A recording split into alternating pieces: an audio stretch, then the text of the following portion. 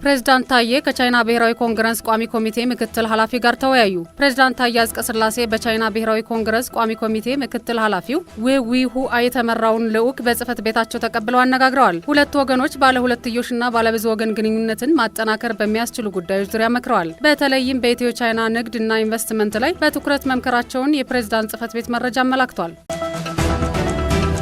የህዝብ ተወካዮች ምክር ቤት በጋሞ ዞን በመሬት መንሸራተት አደጋ ለተጎዱ ወገኖች መልሶ ማቋቋሚያ የሚውል የ10 ሚሊዮን ብር ድጋፍ አደረገ። የምክር ቤቱ ምክትል አፈ ጉባኤ ሎሚ በዶ መሰል አደጋዎች ዳግም እንዳይከሰቱ የአካባቢ ጥበቃ ስራዎችን ማጠናከር እንደሚገባ ነው ያነሱት። መንግስት ዜጎቹን በዘላቂነት ለማቋቋም በሚያደርገው ጥረት ውስጥ የምክር ቤቱ ድጋፍ ተጠናክሮ እንደሚቀጥልም አረጋግጠዋል።